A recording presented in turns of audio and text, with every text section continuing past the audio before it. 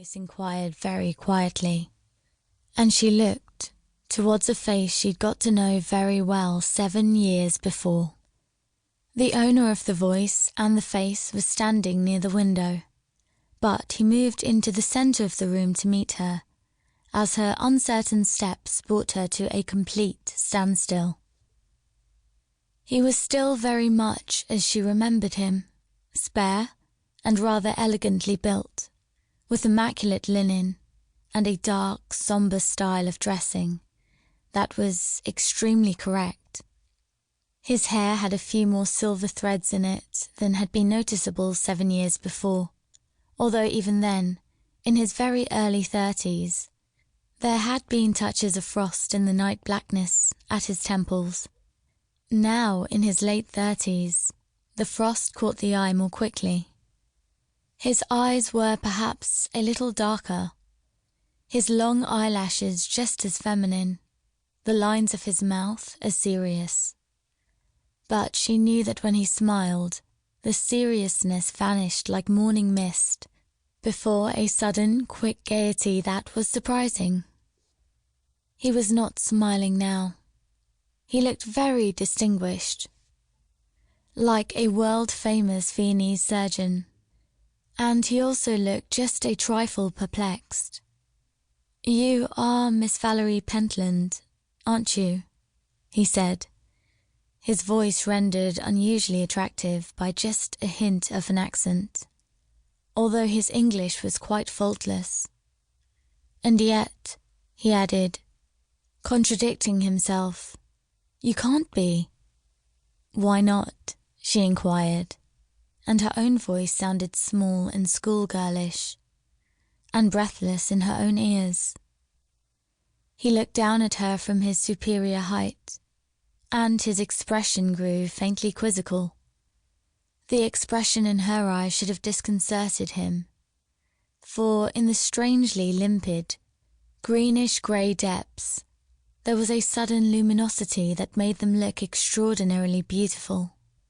It was just as if a lamp had been unexpectedly turned up behind them, or she had reached the end of a pilgrimage and was looking at last on something she had hardly dared to hope she would have the opportunity to see again. He smiled and held out his hand.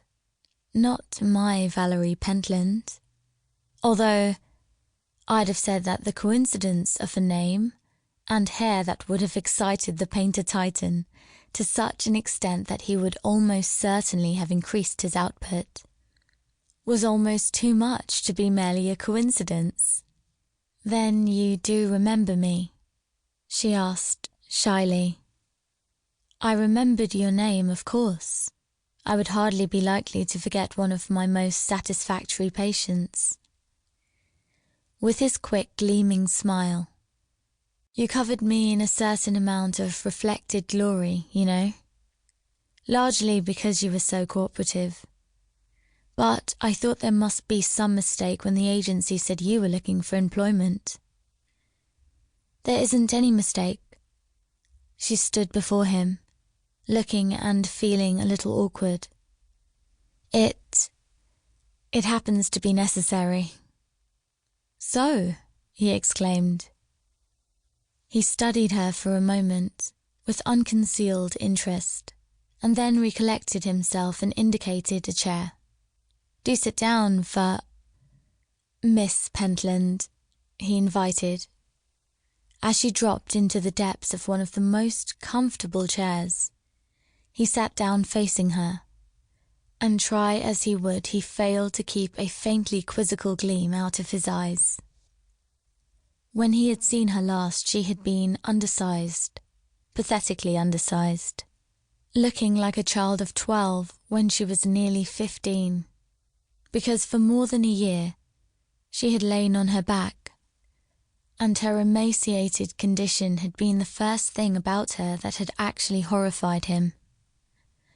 Not that she hadn't been surrounded by every possible care and attention, and her father, Sir Charles Pentland, had already squandered a small fortune on trying to ensure for her a return to health. But the injuries she had received in a head-on...